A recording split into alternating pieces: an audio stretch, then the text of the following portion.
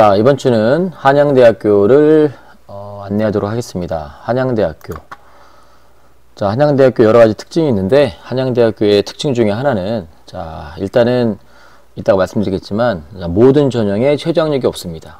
우리 학생들 입장에서는 너무나 편한 대학입니다. 물론 한양대학교에서 원하는 조건을 갖췄다는 전제에서 놓고 보면 한양대학교는 원서만 쓰고 아무것도 할 게 없습니다. 합격만 기다리고 있으면 되는 대학이기 때문에 정말로 쉬운 대학, 편한 대학입니다. 단 그만큼 요구하는 점수대가 높을 수밖에 없는 거죠.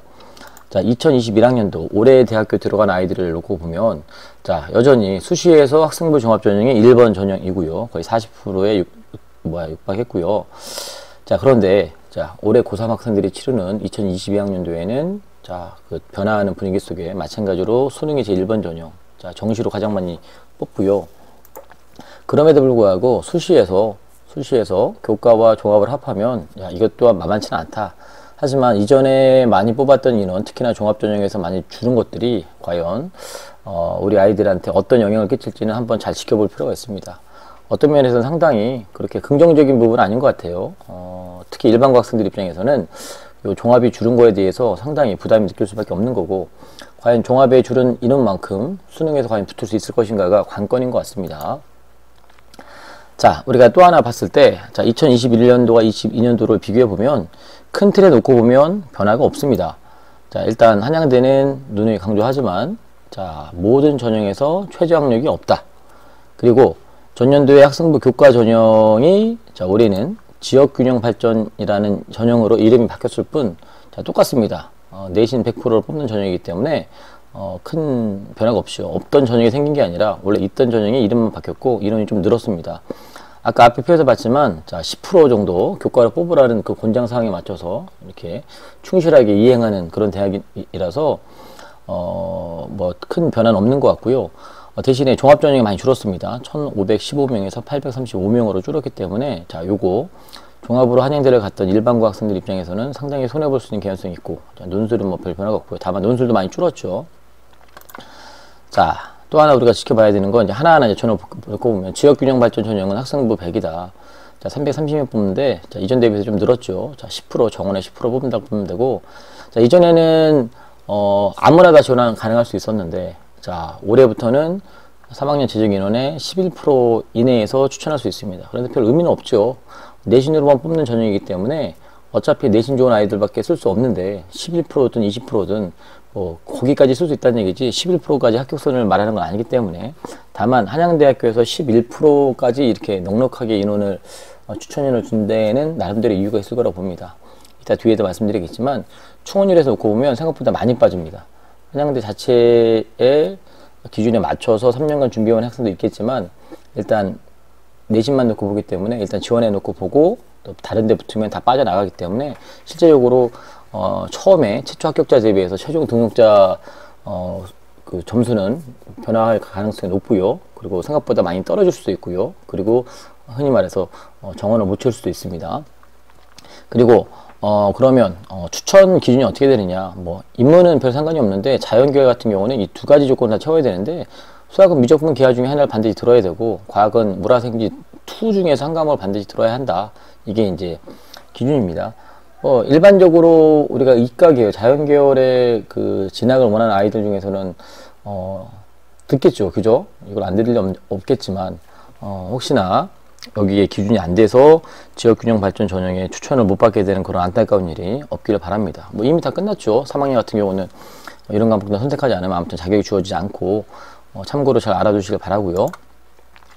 자, 그럼 학생부 교과는 어떻게 반영하느냐? 자, 기본적으로 우리 인문, 자연, 상경경에는 국영, 수사, 과학, 한국사의 전체 과목, 특히나 진로 선택 과목은 상위 3과목. 예전에 다른 대학 소개할 때 말씀드렸지만 기본적으로 진로 선택 과목은 3과목 정도를 A를 받아두는 게 기본이다. 자, 그래서 등급 점수표를 놓고 보면, 자, 1등급 맞으면 100점을 주고 2등급 맞으면 뭐 96점, 3등급 89점 이렇게 점수가 부과된다라는 거죠. 자, 그리고 A는 100점, B는 99, C는 98이니까 뭐 진로 선택 과목에서 점수 차이가 그렇게 크진 않지만 아무튼 3과목 정도는 다 A를 맞아 두는 게 좋다. 다시 한번 말씀을 좀 드립니다.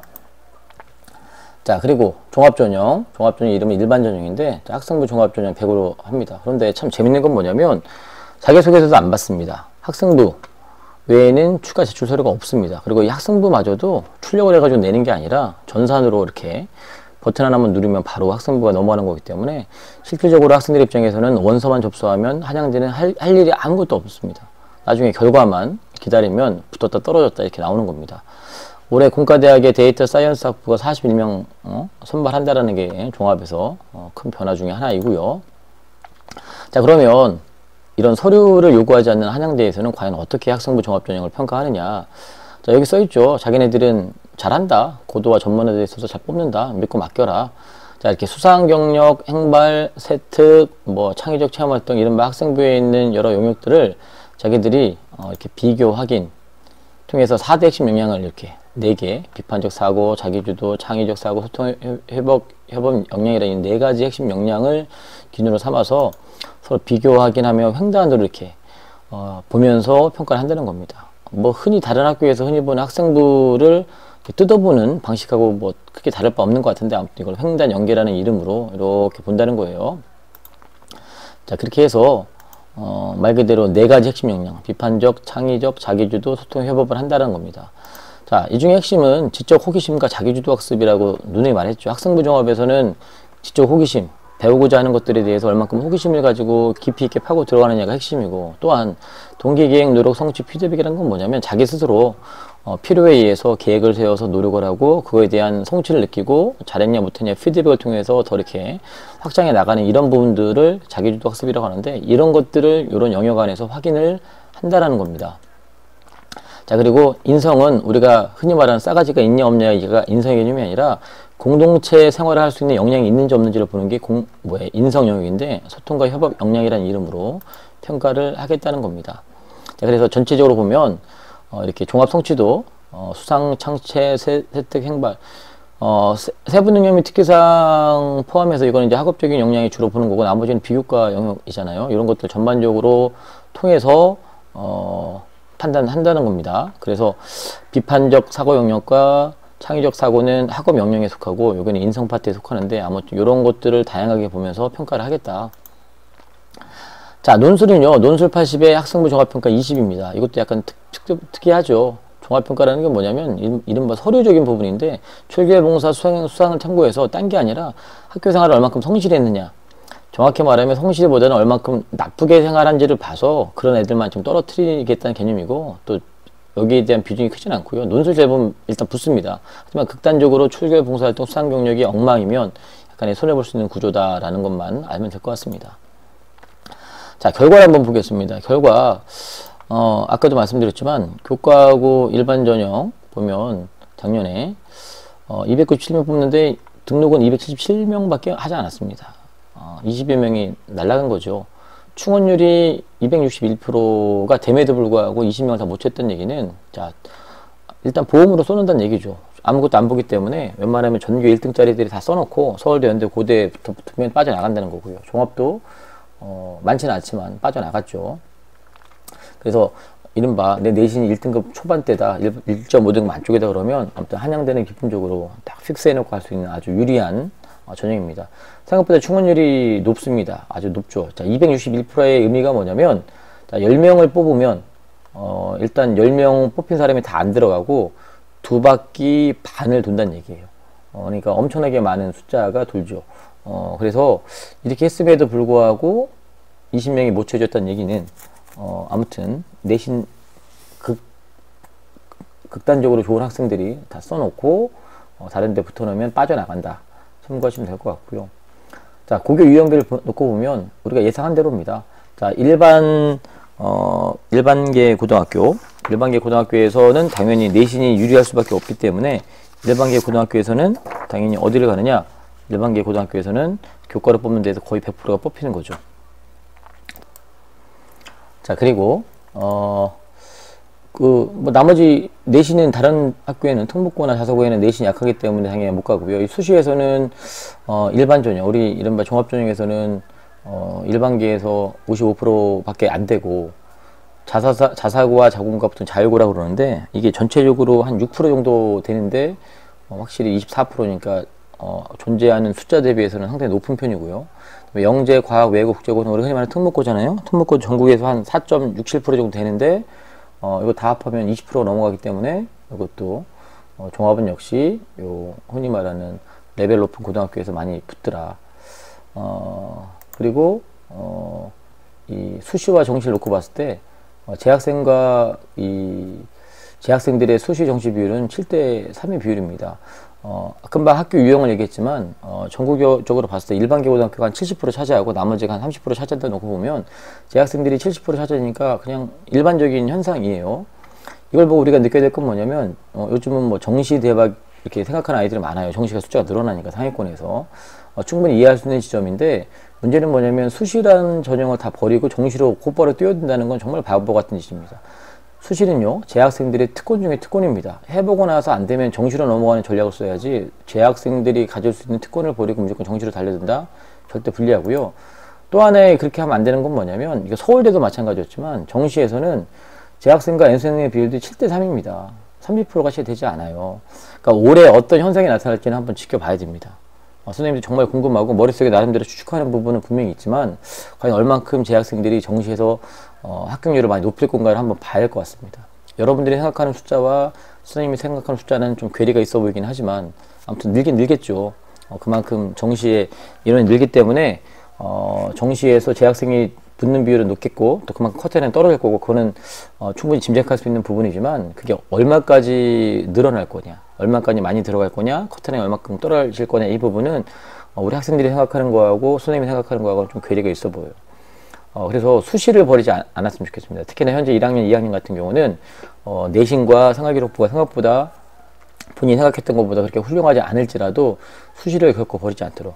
정시 준비하는 게 나쁜 게 아니라 수시를 버리는 게 잘못된 겁니다. 그러니까 수시를 챙기면서 정시를 가야 되는 그 전략을 써야 됩니다. 자, 최종 등록자를 봤더니 정말 높아요. 그죠? 이건 최종 등록자의 70% 컷입니다. 그러니까 최초는 더 높았겠지만 아무튼 빠지니까 1.5에서 아무튼 1등급 선 안에 다 있고요. 과마다 약간의 차이는 있고요. 그 다음에 종합 같은 경우도 보통 교과와 종합 전형이 0.5에서 1등급 정도 차이가 나는 게 일반적인 현상인데, 한양대 같은 경우는 차이가 좀 더 많이 납니다.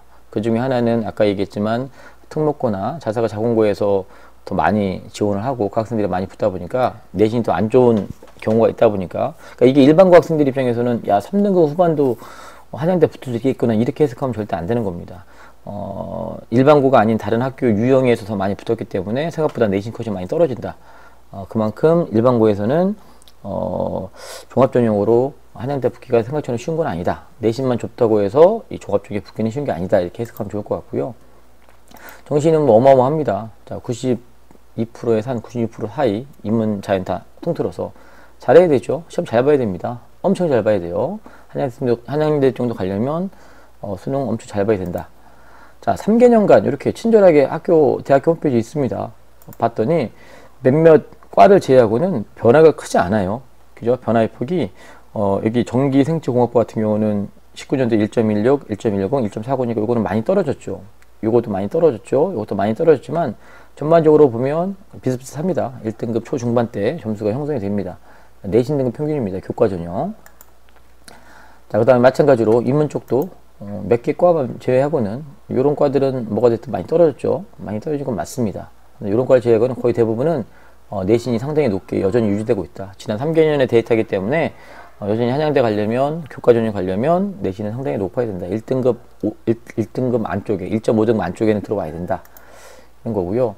그 다음에 정시도 마찬가지입니다. 보면 알겠지만 큰 변화가 없습니다. 뭐 조금씩 떨어진 것처럼 보이지만 우리 입장에는 94나 93이나 여전히 높습니다.